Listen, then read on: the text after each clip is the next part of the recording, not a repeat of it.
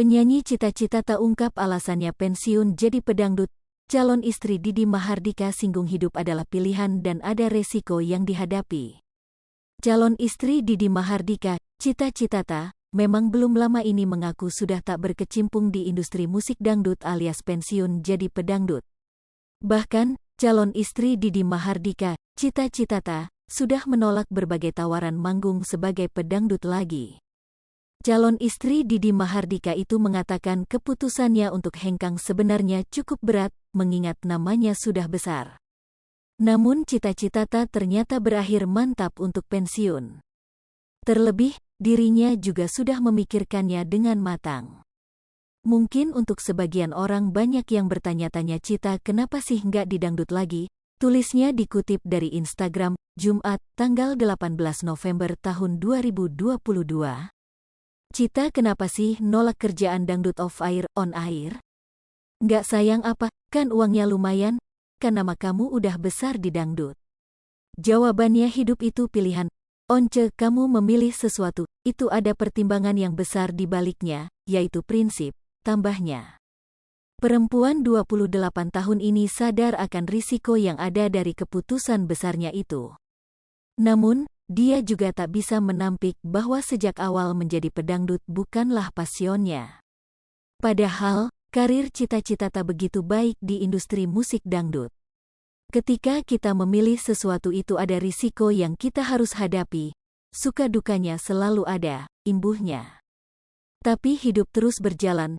Dulu sebelum jadi penyanyi dangdut, aku bernyanyi di genre pop dan jazz, tapi mungkin stepnya harus besar di dangdut.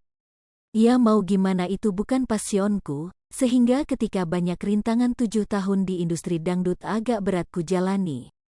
Dari stigma buruk yang terbentuk saat itu sampai penghisapan kekejaman dunia industri label dangdut sudah aku lewati, sambung cita-citata lagi.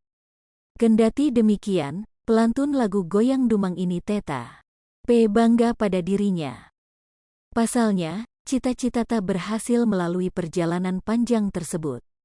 Aku bangga pernah melewati itu semua. Kini aku bangkit menjadi diriku sendiri, ujarnya. Lebih lanjut, cita-citata juga berharap orang lain juga bisa menerima keputusannya untuk pensiun dari musik dangdut. Namun dia menegaskan akan tetap menjadi seorang penyanyi, meski bukan di genre musik dangdut. Aku harap semua orang menerima diriku apa adanya, karena aku tetaplah manusia biasa yang punya kurang dan tak sempurna. Keputusan cita-citata ini kemudian langsung menjadi sorotan netizen. Banyak dari mereka yang mendukung pilihan pelantun lagu Sakitnya Tuh di sini. Dan aku lebih suka Teh Cita yang sekarang, semoga istiqomah, kata salah seorang netizen. Pilihannya berat ya, pasti Kak kayak pilih TV analog or digital, tambah yang lain. Semoga selalu dilancarkan rezekinya buat cita-cita tak apapun pilihan yang cita-cita tak ambil, insya Allah itu pilihan terbaik, teruslah jadi orang baik dan jangan lupa berbagi pada orang yang membutuhkan, sahut lainnya. Jangan sampai menyesal ya Mbak, tutur warganet. Semangat Teteh, apapun genrenya semoga tetap bersinar karirnya, timpal yang lain lagi.